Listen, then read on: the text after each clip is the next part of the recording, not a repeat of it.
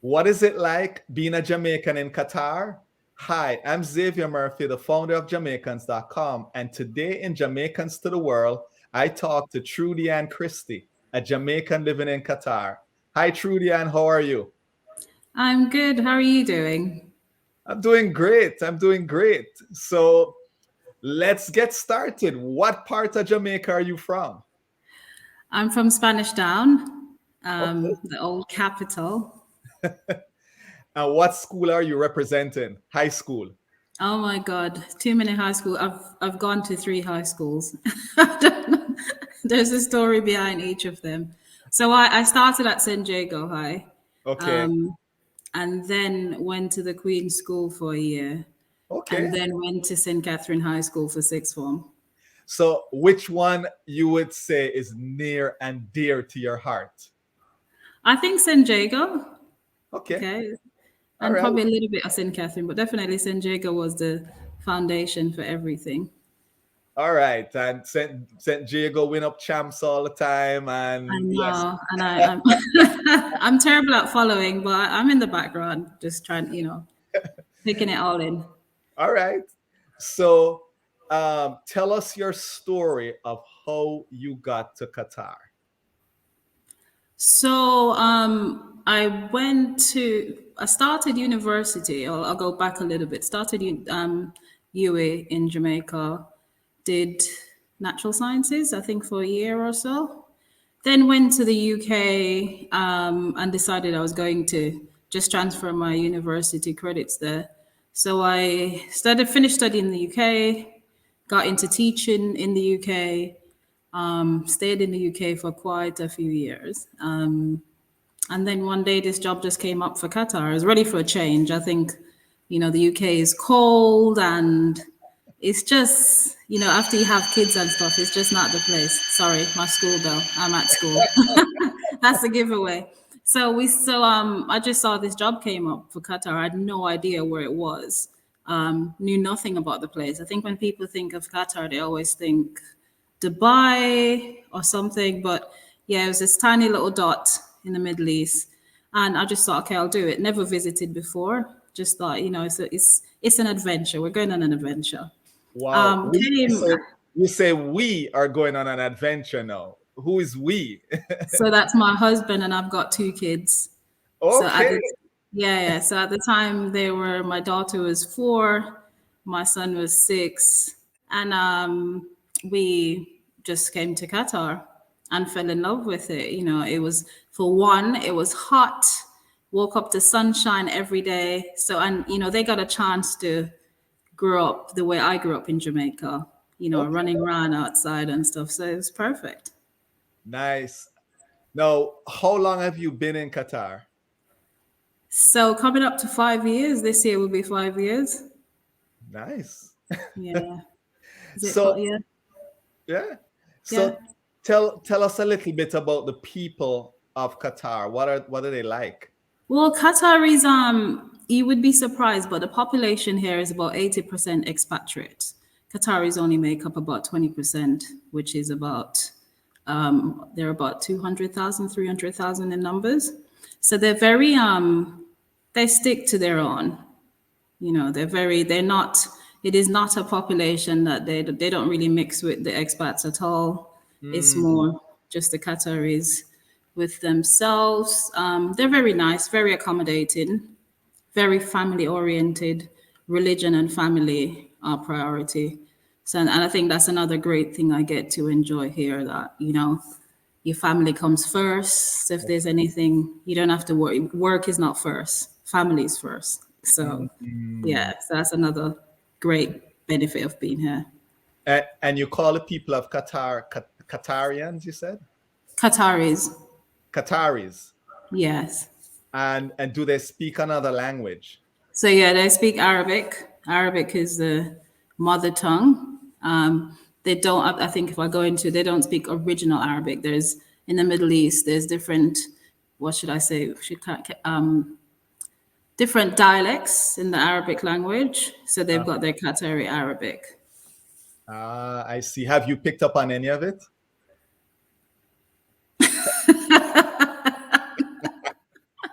I can say thank you. I think because I'm in school, I've picked up all the bad words from the kids. So I've had to learn all the bad words quickly. So whenever they say the bad words, I can pick it up. But So go so that ahead. that means the kids you're with then, are they more teenagers then?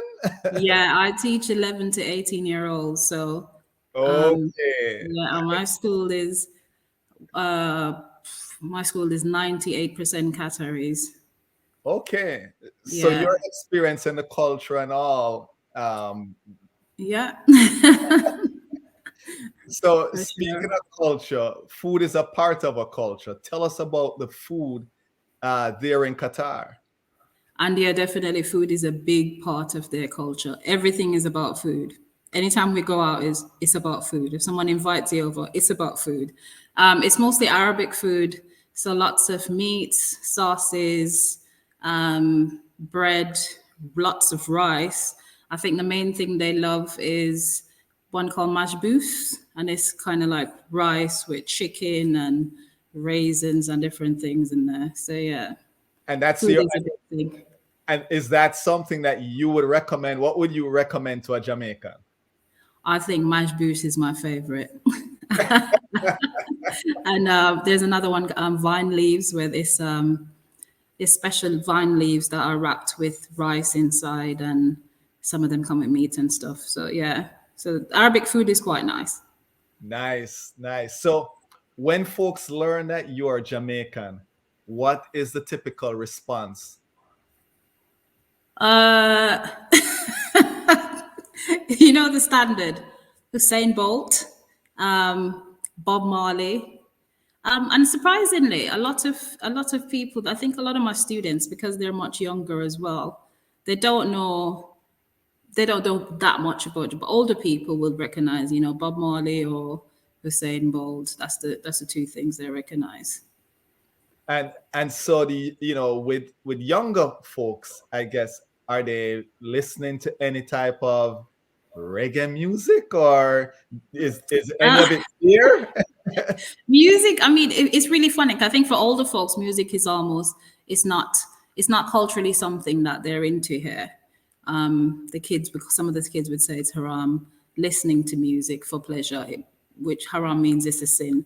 But the younger ones coming up, they do listen to music, but I don't think they've gone that far to that genre. I see. And, Yeah. and what's the genre that you typically hear there? Is it more traditional? Um, and I don't know Well, what traditional is. so they do have the Arabic music, but the kids mostly are into. You'd be surprised they're into the rappers, the American rappers. They could tell you everything about the American rappers. You would be so surprised. I know Qatar, and I don't, I know it's kind of right there by Saudi Arabia Yeah, so just between and Saudi, Iran, yeah. Iran and so on. Um, I don't know how much the landmass is, but you're saying it's warm, it's hot, maybe warm, whichever. Very hot, very hot. I mean, this winter we've experienced our coldest winter, where some mornings it was 9, and in the daytime the highest it probably went was probably 15 or 16, and we were all freezing. But in the summer it can go up to 50 degrees Celsius. Ooh, Yeah, so it oh, is very hot, and you'd be surprised. I mean, considering that it gets so hot, there's still a lot of people who suffer from like vitamin D deficiency because it's too hot to be outside. So we right. live most of our life indoors during that time. So this is the best time now to be in Qatar this time. I mean, the World Cup's going to be around a good time when the weather is, 20s in the daytime. And I was Yeah. gonna get to the World Cup, but before I get to that, Yeah. the fruits, is there like, is it, again, when we think of Middle East and we think of desert, and we think, so is there fruit trees? Is there, are you getting your mangoes? Are you getting, Uh, your Jamaican type fruits, or you're I not? tell you what, I mean, there are a lot of fruits that I've come across that have come from Thailand or from India. Like you can find your sour sop, you can find your sweet sop. Um, you can't, I mean, sometimes you come across some little dried up sugar cane, but that doesn't count. But I was saying, I found this morning I wake up and chop my coconut, pour up my coconut water, drink my coconut. Wait, coconut? You chopping your coconut? Yes. Yeah. So you get some so any mangoes though? mangoes, but most things are imported. So we don't, I mean, not a lot of things grow here. I'll tell you what, when I came in 2017, Qatar had just, I mean, didn't even produce their own, they didn't produce anything. We couldn't even find milk. We couldn't find it because then also blockade started in the Middle East against Qatar. And they used to import everything from Saudi Arabia. And within that time, the amount of developments they've made, you know, when the blockade really strengthened them, they imported cows, started making their own milk, started growing their own vegetables. So there's a lot more things you can find that are homegrown, a lot more vegetables, not many fruits yet, but most fruits are imported, you know, a lot of imported things, but they're really making headway with producing their own stuff now. Nice, nice. And what would you say is in terms of cost of living by way of a meal? If you go to like let's say a nice restaurant, medium restaurant, and you ordered a meal, what would the cost be in US? I'd say, I mean, I'd say family of four would eat really well for around $120. Okay, all right. Yeah, so it's not, I mean, I think it's a lot cheaper than the UK food wise. And it also depends on what you want. And if you're going to go out for your Indian meal, that's a lot cheaper because there are a lot more Indians here. I'm talking about if I go to a fancy hotel or a restaurant, I could eat for $120 for a family of four. Okay. World Cup. And yes, I'm sure the development there. Oh my gosh. Well, Qatar, I believe, and you know, there's some background I've looked at. You know, I don't want to go too deep in the background. You're there, Yeah. and I know, just like how Dubai and Saudi have these modern buildings, I hear Qatar has, you know, these modern buildings, and maybe you can tell us a little bit about that. And with the World Cup, probably a lot more modern stuff is happening.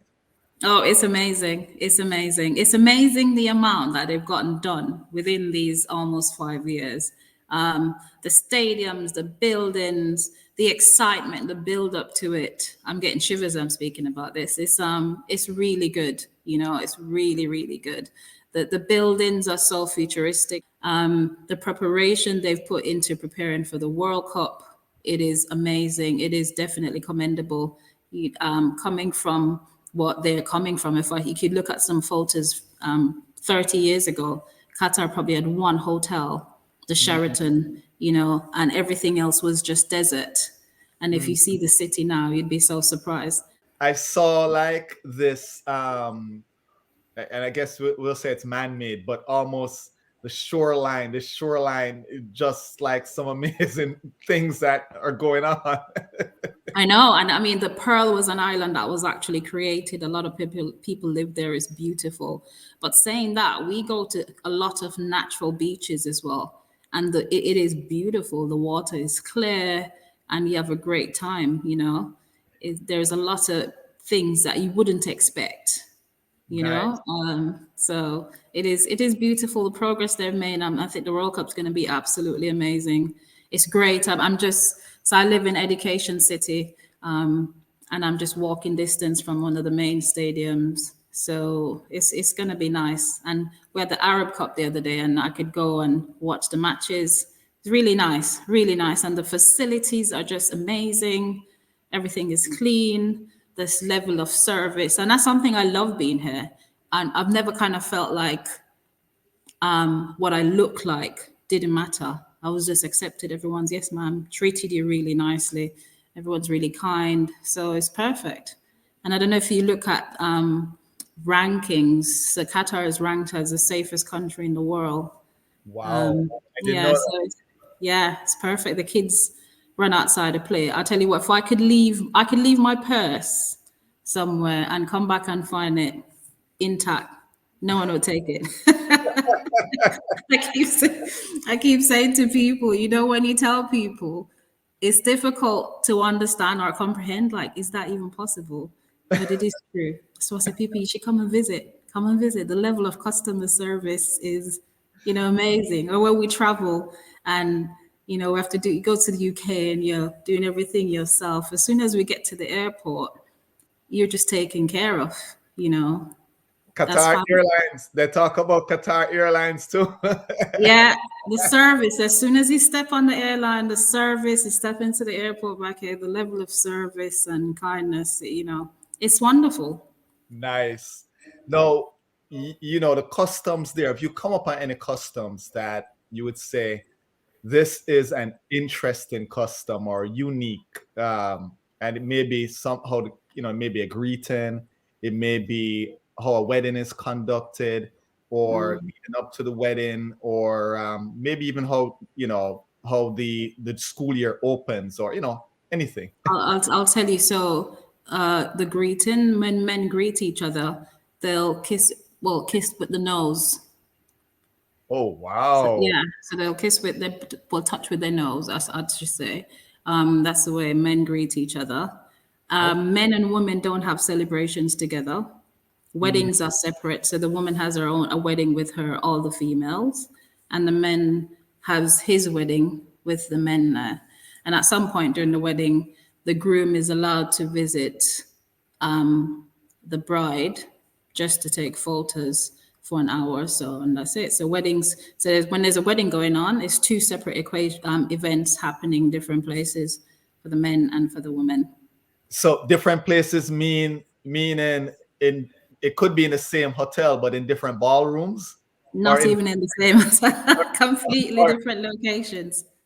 oh wow. Yeah, All right, but it completely. can be across the street. Then you could be across, or Uh, yeah, there's a further, a longer distance. Not further. So the women tend to have it in fancy hotels, and then the men will probably set up a tent in a location, different tent, beautiful tents in locations to do their weddings. Oh, so the men go rugged and And well, you wouldn't call it rugged. It's pretty fancy. Pretty fancy. and Um, and is it like a huge thing where the whole community? oh Uh, yes. Oh yes. Everyone's invited. Invitations. You can have in each event you could have more than 500 people there. So what? it is huge. Yeah. It's all about, I mean, it's all about the good life for the Qataris. It's which I enjoy. It's the happiness, it's family, it's the good life. Man, 500 at one and 500 at the other. Oh, Yeah. Yeah. that's amazing. Now, Yeah.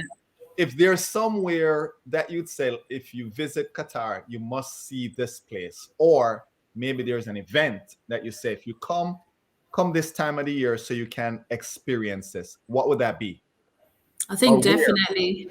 So one of my favorite places, Souk Waqif, which is one of the older markets with so many different amazing things. The buildings are kept as they were post development or pre development. It's really beautiful. You get to experience the culture a lot more. I'd say definitely see the Pearl, which is a comparison to, it's different in comparison to what Souk Waqif looks like. Katara Cultural Village, where you get to experience more within the culture. The beaches here are also quite nice. This is one thing I really love, that I'm close to the water, close at any point. Being Jamaican, that's really important for me. So, so yeah, Katara. Where else can I? There's so much that I can't really think now. Oh, Definitely. that's fine. I think you've given us like more than enough, that Yes, we start with.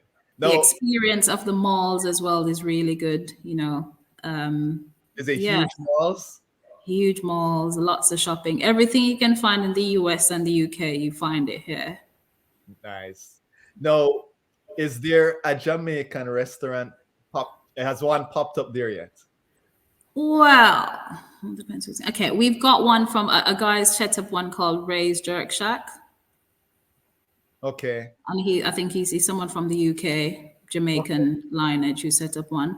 Okay. There's another that which is really opening a pearl soon. I've seen advertised, but we've got this amazing Jamaican teacher who came over from Abu Dhabi, and his cooking is just amazing.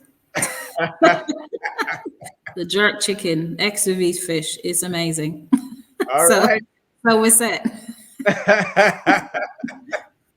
Uh, listen, really helpful information, Trudy, and I thank you for spending time before class No, with no, I us. still got 30 minutes, so I'm good. Came in early. But so a couple more questions, and Yeah. so the first one is this one. In scenario, Mm-hmm. you land in Jamaica, you get off the plane.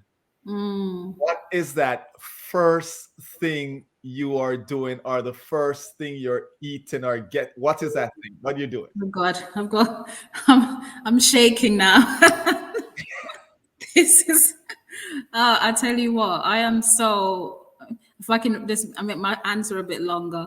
I am so in love with my country. And I think it's really, before I went last summer, it's been a while since I'd gone home. And I was just in this, you get into this little, oh, I'm scared and this and that.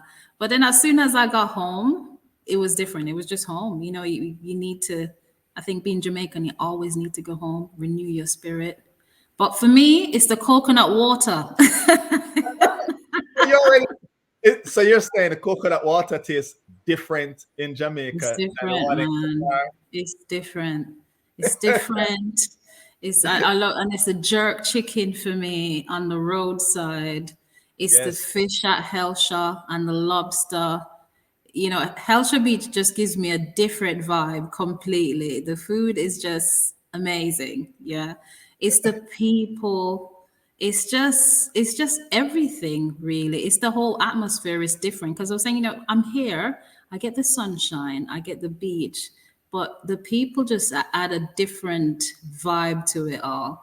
And you completely just, as soon as you get off that plane, you just go down a few notches and you just relax. So All right. good being home. Let me ask you this. What would you say would be your biggest adjustment when you first moved to Qatar?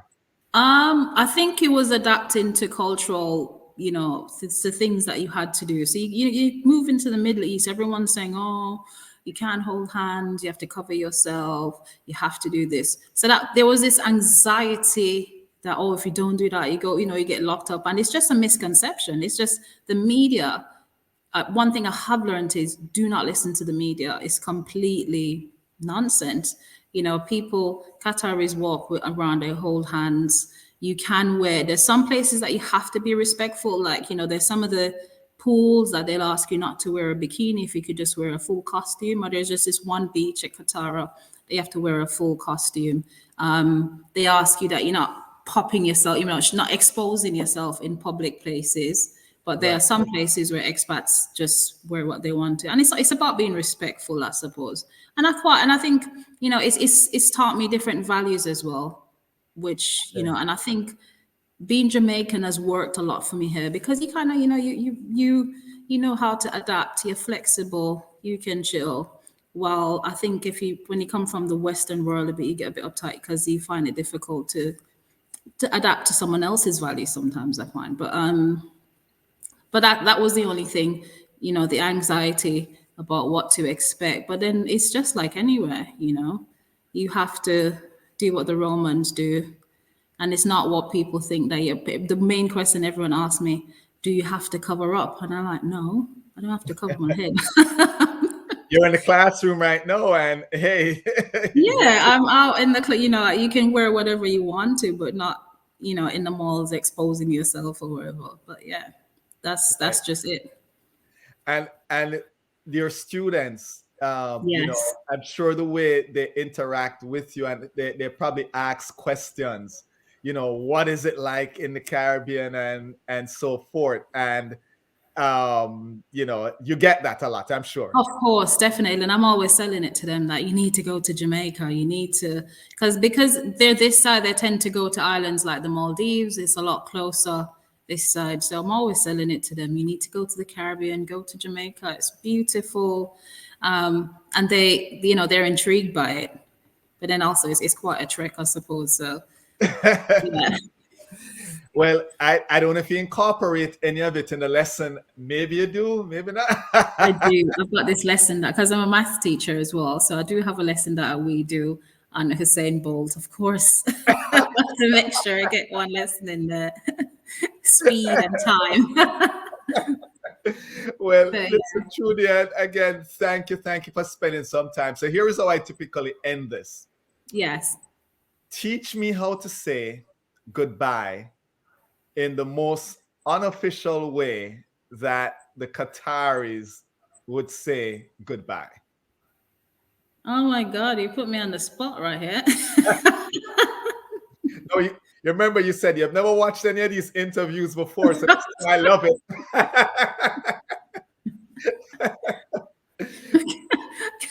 Can't think of the word now. How do we say goodbye? I can say thank you. So that's almost like goodbye. All right. Shukran.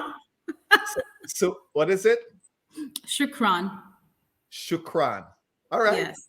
I think that's fine. We'll go with Yeah. shukran. And if somebody watching this conversation can put it in the comments, let us know how the unofficial goodbye it is, and you know, the Qatari people say it. Yeah. So I see you're gonna be thinking about this right before you get in, and it's gonna come back to you right at the very end of this. It's going to come back to you, and you're gonna message me and say, "This is how you say it." Yeah, I think I'm on the spot now, so I'm okay. Well, listen, don't worry about it. So it's what is it to say thank you again? Shukran. Shukran. Yes. Trudi-Ann, thank you. Shukran. Thank you. It was my pleasure. Thank you. Show us some love now. Hit that like button, subscribe to our channel, and hit that notification bell. That way you don't miss a video.